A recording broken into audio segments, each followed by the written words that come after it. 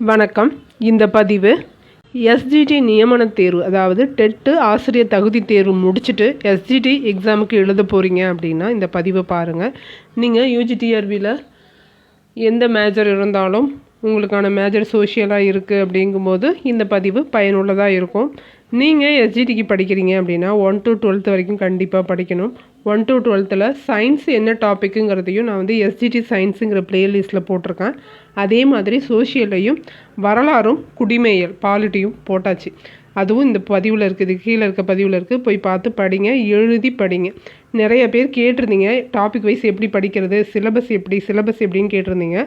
1 to 12 வரைக்கும் எல்லாமே syllabus தான். அதிகமாக யார் கேள்விக்கு ஆன்சர் பண்ணுறாங்களோ அவங்களுக்கு தான் வேலை கிடைக்கும். இதை மனசில் வச்சுக்கோங்க. இது பாஸ் பண்ணுறதுக்கான எக்ஸாம் கிடையாது.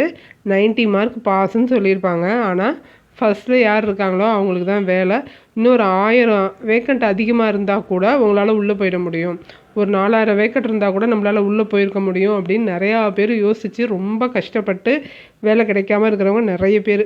அதனால் ஸ்டார்டிங்லேருந்தே படிக்க ஆரம்பிச்சிட்டிங்க அப்படின்னா அடுத்தடுத்து அதிகமாக படிக்கிறதுக்கும் இது உங்களுக்கு துணை புரியும். ஃபஸ்ட்லேருந்தே நீங்கள் படிக்க ஆரம்பிச்சிட்டிங்கன்னா பின்னாடி நிறைய படிக்க வேண்டியிருக்கும். அதுக்கு இது ஹெல்ப் பண்ணும். அதனால் படிங்க. நாம் இந்த பதிவில் புவியியலும் பொருளியலும் பார்க்க போகிறோம். புவியியல் பொருளியல் ரெண்டுத்தையும் சேர்த்தே கொடுத்துட்றேன். இதோட சோஷியலுக்கான மொத்த டாப்பிக்கும் முடியுது. சோஷியல் நீங்கள் படிக்கிறீங்க அப்படின்னா இந்த பிடிஎஃப் வச்சு படிச்சிங்க அப்படின்னா நல்லாயிருக்கும். வரலாறு படிக்கிறீங்க அப்படின்னா கீழே இருக்க லிங்க்கில் இருக்குது, போய் படிங்க. எஸ்சிடி படிக்கிறவங்க முதல்ல புக்கை கலெக்ட் பண்ணுங்கள். எந்த புக்கு கிடைக்குதோ ஒரு புக்கு விடாமல் எல்லா புக்கையும் எடுத்து வச்சுக்கோங்க. 1 year எக்ஸாம் முடிகிற வரைக்கும் எல்லா புக்கையும் கரெக்டாக மெயின்டைன் பண்ணுங்கள். இல்லை புக்கு கிடைக்கல அப்படின்னா உங்கள்கிட்ட என்ன புக்கு இருக்குங்கிற கிளாரிட்டி உங்கள்கிட்ட இருக்கணும். எந்த புக்கு இல்லைங்கிற கிளாரிட்டியும் உங்கள்கிட்ட இருக்கணும். அப்போ தான் கலெக்ட் பண்ணுறது ஈஸியாக இருக்கும். இது மட்டும் இல்லாமல் நமக்கு கிடைக்காது அப்படிங்கிறத முடிவு பண்ணிட்டீங்க அப்படின்னா நீங்கள் வெப்சைட்டில் ஓப்பன் பண்ணி நோட்ஸ் எடுக்க ஆரம்பிச்சிருங்க. அப்படி நோட்ஸ் தான் எடுக்கிறீங்கன்னா அதுக்குன்னு தனித்தனியாக நோட் போட்டுக்கோங்க. தமிழ்னா தமிழுக்கு தனியாக, இங்கிலீஷ்னால் இங்கிலீஷ்க்கு தனியாக நோட் போட்டுக்கோங்க. ரிவைஸ் பண்ண ஈஸியாக இருக்கும். டெஸ்ட்டு எழுதி பாருங்கள். நாம் இன்றைக்கி டாப்பிக்கில் சோஷியல் பார்க்க போகிறோம். சோஷியல் பார்த்திங்கன்னா 30 கேள்விகள். சோஷியலில் 30 கேள்விகள். ஏற்கனவே எஸ்ஜிடிக்கு ஒரே ஒரு கொஷின் பேப்பர் தான் இருக்குது நம்மள்கிட்ட. இது வரைக்கும் ஒரே ஒரு எக்ஸாம் தான் நடந்திருக்கு எஸ்ஜிடியில். அந்த கொஷின் பேப்பரை நான் பிடிஎஃபாக உங்களுக்கு அட்டாச் பண்ணியிருந்தேன். தேவைப்படுறவங்க போய் பார்த்துக்கோங்க. சோஷியலில் 30 கொஷின். நீங்கள் சோஷியல் தான் படிக்க போகிறீங்கன்னா அந்த 30 கேள்விகளையும் எடுத்து பாருங்கள். ஹிஸ்ட்ரியில் எவ்வளோ கேட்டிருக்காங்க, ஜியாகிரஃபியில் எவ்வளோ கேட்டிருக்காங்க, பாலிட்டியில் எவ்வளோ கேட்டிருக்காங்க, அடுத்து எக்கனாமிக்ஸில் எவ்வளோ கொஷின்ஸ் கேட்டிருக்காங்கன்னு பாருங்கள். ஆனால் அவங்க கேட்டிருக்கிறதுக்கு எந்த ஆர்டருமே கிடையாது. நான் இந்த இதில் தான் கேட்பேன் அப்படிங்கிறது கிடையாது. இந்த 4 பிரிவு இருக்குது அப்படின்னா 4 பிரிவுக்கு 8 கொஷின்ஸ் கேட்கலாம். இதில் 1 to 5லையும் கண்டிப்பாக கேட்குறதுக்கு வாய்ப்பு இருக்குது. 1 to 5லையும் இவிஎஸில் சோஷியலுக்கான ரிலேட்டட் இருந்ததுன்னா கேட்பாங்க. அப்போ நமக்கு 5 டாபிக் இருக்குது. 1 to 5 கண்டிப்பாக படிக்கணும். ஹிஸ்ட்ரி படிக்கணும், பாலிட்டி, ஜியாகிரஃபி, எக்கனாமிக்ஸ் இது எல்லாமே படிக்கணும். நீங்கள் கொஷின் பேப்பரை எடுத்து பார்த்தீங்க அப்படின்னா தெரியும். ஹிஸ்ட்ரியில் மட்டுமே 8 கொஷின் கேட்டிருப்பாங்க. புவியியல் ஜியாகிரஃபியில் 11 கொஷின்ஸ் கேட்டிருக்காங்க. ஜியாகிரஃபியில் மட்டுமே 11 கொஷின்ஸ் கேட்டிருக்காங்க. நீங்கள் எடுத்து படித்து பாருங்கள். ஏன்னா டிஆர்பிகிட்ட இருக்கிற சோர்ஸ், டிஆர்பிலேருந்து நமக்கு இருக்கிற ஒரே சோர்ஸ் என்னென்னா அந்த ஒரு கொஷின் பேப்பர் தான். அந்த ஒரு கொஷின் பேப்பரை முதல்ல அனலைஸ் பண்ணுங்கள். சயின்ஸ் படிக்கிறீங்கனாலும் சரி, சோஷியல் படிக்கிறீங்கனாலும் சரி, அதே பேட்டர்னில் தான் இருக்கும்னு நான் சொல்ல வரல. எந்த பக்கம் வேணால் அவங்க இம்பார்ட்டன்ஸாக மாற்றிக்கலாம். ஆனால் 5 டாப்பிக்குமே நீங்கள் ஃபுல்லாக கவர் பண்ணியிருக்கணும். 30 கேள்விக்கு நீங்கள் ஒரு 30,000 கேள்விக்கு மேலேயாவது சோஷியலில் தெரிஞ்சிருக்கணும். அதே மாதிரி 30 கொஷின்ஸ் கேட்பாங்க அப்படின்னா ஒரு கொஷினே 4 கொஷினுக்கு சமம். ஒரு கொஷின் 4 கொஷின்ஸ்க்கு சமம். அதை இன்னும் எப்படி இன்க்ரீஸ் பண்ணலான்னு அவங்க யோசிச்சுட்ருக்காங்க. ஓகேவா? 4 ஆப்ஷன்ஸை கொடுத்து இதில் எது தவறுன்னு கண்டுபிடிம்பாங்க. 4 ஆப்ஷன்ஸை கொடுத்து இதில் எது சரின்னு கண்டுபிடி. மேட்சஸ் கொடுத்துட்டு இருந்தாங்க. இப்போ மேட்சஸ்லேயே எது சரின்னு சொல்லு, எது பொருந்துதுன்னு சொல்லு. ஒன்று மட்டும்தான் பொருந்தும், பாக்கி எல்லாம் தவறாக இருக்கும். அப்போது அதை நம்ம கண்டுபிடிக்கிறதுக்கு எந்த அளவுக்கு பயிற்சி எடுத்துருக்கணும் அப்படிங்கிறத தெரிஞ்சுக்கோங்க. வாங்க பார்க்கலாம். புவியியல் முதல் டாபிக் அமைவிடம் இயற்கை அமைப்புகள். இது ஒரே ஒரு லெசன் தான் இருக்குது. இந்தியா எங்கே அமைஞ்சிருக்கு, இந்தியாவை சுற்றி என்னென்னலாம் இருக்குது, எந்த பக்கம் இருக்குது, எது அதிகமான எல்லைகளை கவருது, எவ்வளோ பிளேஸ் இருக்குது, எந்த டிஸ்ட்ரிக்ட் ஜாஸ்தியாக இருக்குது, எந்த டிஸ்ட்ரிக்ட் கம்மியாக இருக்குது, இது எல்லாமே இதில் வந்துடும். முக்கியமாக இது பேசிக்காக எல்லாருக்கும் தெரிய வேண்டியது. அதனால் இதுலேருந்து கேள்விகள் இடம்பெற வாய்ப்பு இருக்குது. 10th ஃபஸ்ட் லெசன் தான் ஃபஸ்ட்டு நீங்கள் படிக்கிறீங்க. அதுக்கு அடுத்து சூரிய குடும்பம், கண்டங்கள் மற்றும் பெருங்கடல்கள். இது வந்து 6th கொடுத்துருக்காங்க, 8th வரைக்கும். அதனால் இதை நம்ம கவர் பண்ணுறோம். இதுலேருந்து கொஷின்ஸ் கேட்க வாய்ப்பு இருக்குது. டெட்லேயே இதில் நிறையா கொஷின் கேட்டிருக்காங்க. டெட் எக்ஸாமுக்கே இதில் நிறையா கொஷின்ஸ் கேட்டிருக்காங்க. அதனால் இதை ஃபஸ்ட்டில் படிச்சுக்கோங்க. பேரண்டம் மற்றும் சூரிய குடும்பம், நிலப்பரப்பும் பெருங்கடல்களும். பேரண்டம் மற்றும் சூரிய குடும்பம், நிலப்பரப்பும் பெருங்கடல்களும், ஆசியா மற்றும் ஐரோப்பா. கண்டங்களை ஆராய்தல்ல ஆப்பிரிக்கா, ஆஸ்திரேலியா மற்றும் அண்டார்டிகா. இந்தியாவை பற்றி தெரியணும், தமிழ்நாடு, உலகத்தை பற்றியும் எல்லாம் தெரிஞ்சிருக்கணும். 3வது டாபிக் பாருங்கள். புவி மாதிரி வரைபடங்களை கற்றறிதல் வந்து 3 ஸ்டாண்டர்டில் இருக்குது. 6th 3rd டேர்மில் 2nd லெசனாக இருக்குது. புவி மாதிரின்னு கொடுத்துருக்காங்க. 8th 8வது லெசன் புவிப்படங்களை கற்றறிதல்னு கொடுத்துருக்காங்க. 9th ஸ்டாண்டர்டில் லெசன் 7 நில வரைபட திறன்கள்னு கொடுத்துருக்காங்க. நில வரைபட திறன்கள்னு கொடுத்துருக்காங்க.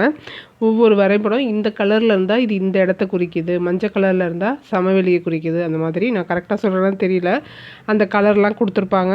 ஃபஸ்ட்டு படத்தை வரைஞ்சது யாருன்னு கேட்பாங்க. எந்தெந்த அளவில் இருந்தால் அது என்ன படம் அப்படிங்கிறதெல்லாம் இந்த டாப்பிக்கில் வரும். உங்களுக்கு வந்து ரொம்ப கடினமாக இருக்காது. இப்போ ஒரு டாபிக் படிக்க 2 days தான் மேக்ஸிமம் ஆகும். 2 to 3 days தான் ஆகும். புக்கு கலெக்ட் பண்ணி கையில் வச்சுருக்கீங்க, உங்களுக்கு டைம் இருக்குது அப்படின்னா கண்டிப்பாக ஒரு டாபிக் படிக்க 2 days தான் ஆகும். 2 days அதிகம். அதனால் நீங்கள் படிக்க வாய்ப்பு இருக்குது, படிக்கிறதுக்கு எல்லா சோர்ஸும் இருக்குது அப்படின்னா படிக்காமல் இருக்காதீங்க. பொறியின்மை யாருக்கும் பழி என்று அறிவறிந்து ஆழ்வின்மை இன்மை பழி. படிக்கிறதுக்கான வழிகள் நிறைய இருக்குது, அது தேடி கண்டுபிடிச்சி படிங்க.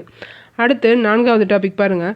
வானிலை மற்றும் காலநிலை. வானிலை மற்றும் காலநிலை இதில் 8th ஸ்டாண்டர்ட் 2nd லெசனாக இருக்குது, வானிலை மற்றும் காலநிலை. அடுத்து 10th ஸ்டாண்டர்டில் இந்தியா காலநிலை மற்றும் இயற்கை தாவரங்கள். இந்தியாவோட காலநிலையை இதில் கொடுத்துருப்பாங்க 10th ஸ்டாண்டர்டில். அடுத்து நீர் வளங்கள், இந்திய ஆறுகளை பற்றி கேட்டிருந்தாங்க. நீர்க்கோளம்னு 2 லெசன் வருது. 9th ஒரு லெசன் இருக்குது, 11th ஒரு லெசன் இருக்குது. இது 2த்தையும் படிச்சுக்கோங்க. இது இல்லாமல் 6வது பாருங்கள். 6வது டாபிக் கனிம வளங்கள் மற்றும் இயற்கை வளங்கள். கனிம வளங்கள் மற்றும் இயற்கை வளங்கள். இதில் 6th term 2 ஃபஸ்ட் லெசன் வந்து வளங்கள் தான். அதில் ஒரே லெசன் தான் இருக்கும், அதுவே வளங்கள்னு கொடுத்துருப்பாங்க. அதே மாதிரி 7th term 2 வளங்கள்னு ஒரு லெசன் வரும். 10th ஸ்டாண்டர்டில் இந்தியா வளங்கள் மற்றும் தொழிலகங்கள்ங்கிற லெசனும் இந்த டாப்பிக்கில் தான் வரும். 12th புவியியல்லையும் இதே மாதிரி வளங்கள்னு ஒரு லெசன் இருக்குது, அதனால் அதையும் சேர்த்து படிச்சுக்கோங்க. இந்த 4 லெசனுமே வரும். இதை படிக்க உங்களுக்கு 2 days தான் ஆகும். ஏன்னா இதில் கொடுத்துருக்காங்க இல்லையா, இந்த டாப்பிக்கோட எக்ஸ்ட்ரா இதில் கொஞ்சம் கொடுத்துருப்பாங்க, அவ்வளோதான். 12th படிக்கணும்லாம் நினைக்காதீங்க. இதில் கொடுத்ததே தான் திரும்ப ரிப்பீட் ஆகிருக்கும், அதோட கொஞ்சம் எக்ஸ்ட்ரா படிச்சுக்க போகிறீங்க. நீங்கள் இதுக்கு எல்லாத்துக்கும் நோட்ஸ் எடுத்துட்டீங்க அப்படின்னா இதில் எக்ஸ்ட்ராவாக என்ன இருக்குதுன்னு நீங்கள் பார்க்காம விடாதீங்க. நான் சொல்கிறது புரியுதா? 70% ஓடிட்டோம், அடுத்து 25% விட்டுட்டு போயிடாதீங்கிறதுக்கு தான் சொல்கிறேன். 12thலையும் இருக்குது. இந்த மாதிரி வேறு ரிலேட்டடாக ஹிஸ்ட்ரியில் இருக்குது, ஜாகிரஃபியில் இருக்குது அப்படின்னாலும் அதையும் நீங்கள் தேடி படிங்க. இருக்கிற டாப்பிக்கை முடிச்சுட்டு தேடி படிக்கிறதுக்கும் டைம் வச்சுக்கோங்க. அடுத்து பாருங்கள் 7வது டாபிக் பாருங்கள். 7வது டாபிக் மக்கள் தொகை மற்றும் தகவல் தொடர்பு. மக்கள் தொகை தகவல் தொடர்பு கொடுத்துருக்காங்க. லெசன் 7th term 1 லெசன் 3 இருக்குது, மக்கள் தொகை குடியிருப்புகள். 10th ஸ்டாண்டர்டில் லெசன் 5 இருக்குது, இந்தியா மக்கள் தொகை போக்குவரத்து தகவல் தொடர்பு மற்றும் வணிகம்னு ஒரு லெசன் இருக்குது. இது இல்லாமல் 11th இதை பற்றி டீட்டெயிலாக இருக்குது. புவி தகவலியல்னு ஒரு லெசன் இருக்குது 11th புவியியலில், அதையும் படிச்சுக்கோங்க. அடுத்து பேரிடர் மேலாண்மை நிறைய இருக்குது, எல்லா டேர்ம்லேயும் வரா மாதிரி இருக்குது. 6th term 3 3rd லெசன் வந்து பேரிடரை புரிந்து கொள்ளுதல். 7th term 3 இயற்கை இடர் பேரிடர் மேலாண்மை நடவடிக்கைகளை புரிந்து கொள்ளுதல். அடுத்து 8th ஸ்டாண்டர்டில் இடர்கள்னு ஒரு லெசன் இருக்குது. 9th ஸ்டாண்டர்டில் பேரிடர் மேலாண்மை பேரிடரை எதிர்கொள்ளுதல்னு ஒரு லெசன் இருக்குது. நீங்கள் உங்களை வந்து ஸ்டூடெண்ட்டாக நினச்சி கேட்பாங்கன்னு நினைக்கிறத விட டீச்சர்ஸாக நினச்சி கேட்பாங்கங்கிறத மைண்டில் வச்சு படிங்க. 11th புவியியல் இயற்கை பேரிடர் அபாய குறைப்பு விழிப்புணர்வு. 12th புவியியலில் மனிதனால் ஏற்படும் பேரிடர் அபாய குறைப்பு விழிப்புணர்வுன்னு 12thலையும் இருக்குது, 11thலையும் இருக்குது. அதனால் இதை படிச்சுக்கோங்க. அடுத்து சுற்றுச்சூழல் மாசுபடுதல் காரணங்கள் மற்றும் தடுப்பு முறைகள் கேட்க வாய்ப்பு இருக்குது. சுற்றுச்சூழல் மாசுபடுதல் இப்போ முக்கியமான பிரச்சனையாக இருக்கு இல்லையா, அதனால் அதுலேருந்தும் கொஷின்ஸ் வர வாய்ப்பு இருக்குது. 9th ஸ்டாண்டர்ட் மனிதனும் சுற்றுச்சூழலும்னு ஒரு லெசனு. அதே மாதிரி 12th புவியியலில் பேண தகுந்த மேம்பாடுன்னு ஒரு லெசன் இருக்குது, அதையும் படிச்சிருங்க. அடுத்து 9வது டாபிக் பருவமழை, மழைப்பொழிவு, பருவநிலை மாற்றம் பற்றின லெசன். நீரியல் சுழற்சி 8th ஸ்டாண்டர்டில் லெசன் 3. 9th லெசன் 3 வளிமண்டலம்னு ஒன்று இருக்குது. அதே மாதிரி 11th புவியியல்லையும் சேம் வளிமண்டலம்னு இருக்குது. 3 லெசன் வருது இந்த டாப்பிக்கில். அடுத்து காடு மற்றும் வன உயிரினங்கள்னு ஒரு டாபிக் இருக்குது. 7th term 2ல் சுற்றுலா, 9th lesson 5ல் உயிர்கோளம், 11th புவியியலில் உயிர்கோளம். இதில் மண் மற்றும் கனிமங்கள்னு ஒன்று இருக்குது. அதை நான் விட்டுட்டேன், உங்களுக்கு வேணும்னா படிச்சுக்கோங்க. அடுத்து பொருளியல் பார்க்கலாம். பொருளியல் 6th term 1 இன்ட்ரொடக்ஷனு கொடுத்துருக்கேன். இதில் நான் டாபிக்னு தான் போட்டிருக்கேன், டாபிக் ஹெட்டிங் போடல. எல்லாமே அப்படியே டாப்பிக்காக பிரித்து கொடுத்துருக்கேன். ஃபஸ்ட்டு 10th வரைக்கும் கொடுத்துட்டு அதுக்கப்புறம் உங்களுக்கு 12th 11th 12thலையும் இருக்குது முக்கியமானது, படிங்க. ஃபஸ்ட்டு 6th term 1ல் பொருளியலை பற்றி அறிமுகம் கொடுத்துருப்பாங்க. 8th standardல 2 லெசன் இருக்குது, பொது மற்றும் தனியார் துறைகள்னு ஒன்று. 10th standardல ஃபஸ்ட் லெசன் வேணாம், இதில் ஃபஸ்ட் லெசன் வந்து வரிகளில் வந்துடும். இதில் மட்டும் செகண்ட் லெசன் மட்டும் இதில் பார்த்துக்கோங்க. 8th standardல பொது மற்றும் தனியார் துறைகள் ஒரு அறிமுகம் மாதிரி இருக்கும். 10th standard லெசன் 1ம் பார்த்தீங்கன்னா இதுவும் ஒரு அறிமுகம் தான். பாருங்கள், மொத்த உள்நாட்டு உற்பத்தி மற்றும் அதன் வளர்ச்சி ஓர் அறிமுகம்னு கொடுத்துருப்பாங்க 10th standardல. அடுத்த டாபிக் பாருங்கள், டேக்ஸ் பற்றின டாப்பிக்கு. இது 7th term 3. 7th term 3ல் ஃபஸ்ட் லெசன் வரி மற்றும் அதன் முக்கியத்துவம் உற்பத்தின்னு ஒரு லெசன் இருக்குது. 8th standard லெசன் 1 பார்த்திங்கன்னா பணம் சேமிப்பு மற்றும் முதலீடுகள்னு இருக்குது. 9th standard லெசன் 3ல் கடன் பணம், இதுவும் டேக்ஸில் வரும், வரிகளில் வரும். அடுத்து 10ஆம் வகுப்பில் அரசாங்கமும் வரிகளும்னு கொடுத்துருக்காங்க. ஒரு வரியை கொடுத்துட்டு அது என்ன வரின்னு கேட்பாங்க, இது எதில் சேரும், சேவையா வரியா அப்படிங்கிறது எல்லாமும் தெரிஞ்சுக்கோங்க. அடுத்து 3வது டாபிக் 9th standard மட்டும் இதில் படிச்சிருங்க. 1 to 4 5th இது பாருங்கள், மேம்பாட்டை அறிவோம், தொலைநோக்கு, அளவீடு மற்றும் நிலைப்புத்தன்மைங்கிறது ஃபஸ்ட் லெசனு.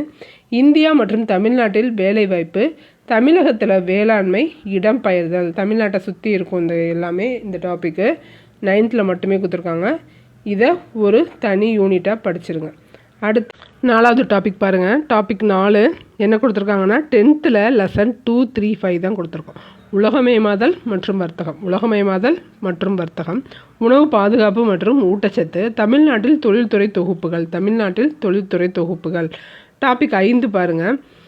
11th பொருளியலில் இந்திய பொருளாதாரம்னா என்னன்னு சொல்லியிருப்பாங்க. இந்திய பொருளாதார சுதந்திரத்துக்கு முன்னாடியும் பின்னாடியும் எப்படி இருந்துச்சு. 12th பொருளியலில் 2வது லெசன் தேசிய வருவாய், பொருளாதார மேம்பாடு மற்றும் திட்டமிடுதல். இந்த டாபிக் நீங்கள் படிச்சுன்னு வச்சுக்கோங்க, மொத்த பொருளியலை பற்றினா மொத்த இன்ஃபர்மேஷனும் உங்களுக்கு கிடச்சிரும். அதனால் இந்த 10th வரைக்கும் நீங்கள் முடிச்சிட்டிங்க அப்படிங்கும்போது அடுத்து இந்த டாபிக் மாறி போய் படிங்க. அடுத்து டாபிக் 6 பாருங்கள். 11th பொருளியலில் இந்தியாவில் மேம்பாட்டு அனுபவங்கள், பணவியல் பொருளியல், வங்கியியல் பற்றி இதில் ஃபுல்லாக வரும். எப்படி இந்தியா மேம்பாடு அடைஞ்சு முன்னேறிச்சு அப்படிங்கிறது எல்லாமே வரும். இதையும் அடுத்து படிச்சுக்கோங்க. உங்களுக்கு ரொம்ப டைம் எடுக்காது, படிக்க வாய்ப்பு இருக்குங்கிறவங்க படிங்க கண்டிப்பாக. அடுத்து டாபிக் 7 12th பொருளியலில் 7வது 8வது 9வது லெசன் வந்து உலக பொருளாதாரத்தை பற்றி சொல்லுது.